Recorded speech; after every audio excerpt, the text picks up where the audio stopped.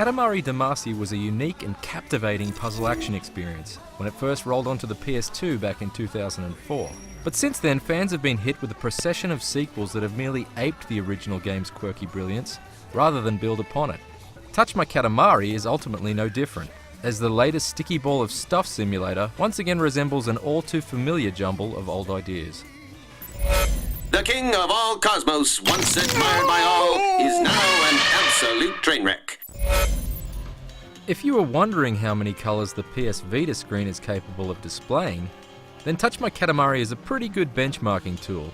Just the intro movie alone is enough to make you hungry for a bag of Skittles, and the vibrant palette endures all the way up to the game's psychedelic final level freakout. Each environment is littered with all kinds of weird and wonderful objects for you to steamroll, and the frame rate remains silky smooth no matter how much clutter your Katamari collects. The main menu is slightly clunky, although a clean user interface has never been a hallmark of the series. Still, given that this is a portable experience, it would be nice to skim through the list of challenges at a glance, rather than having to clumsily open up a conversation with each of the hub characters. Touch My Katamari's 13 levels are interspersed with a 5-chapter mini-movie that chronicles the adventures of Goro the Slacker. It's appropriately bug-nuts crazy and bears little relation to the gameplay itself, but it's in keeping with the overall silliness of the series and provides a few laughs along the way.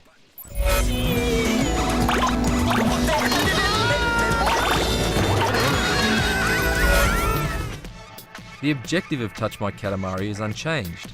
You still have to roll up as many animated and inanimate objects as you can within a set time limit, so that at the end of each level the king of all cosmos can turn your big ball of junk into a shining star.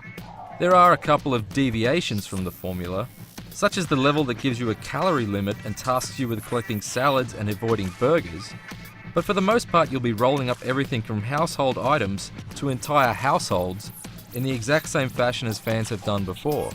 Maneuvering your Katamari ball around is a breeze, as this is easily the best controlled portable edition in the franchise's history. Thanks to the Vita's twin-stick setup, Touch My Katamari controls exactly as it does on the home consoles, with the addition of a couple of Vita-specific touchscreen tweaks.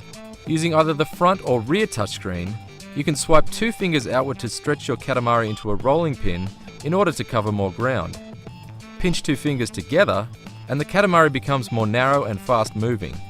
Neither of these abilities makes a dramatic difference to the gameplay, but they're both logical and occasionally useful additions all the same. Completing each level earns you candies that can be spent unlocking everything from soundtrack remixes to new clothing for the king, as well as alternate modes for each of the levels. Yet ultimately Touch My Katamari is a pretty fleeting experience. You can see most of what it has to offer within a day.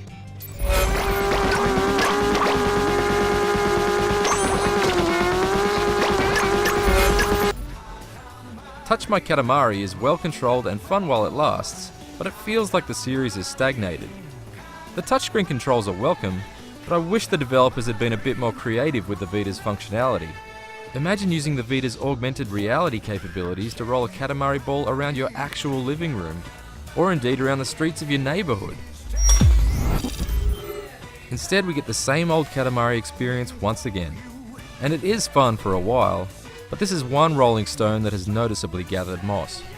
For more on the Vita launch titles, head over to IGN.com.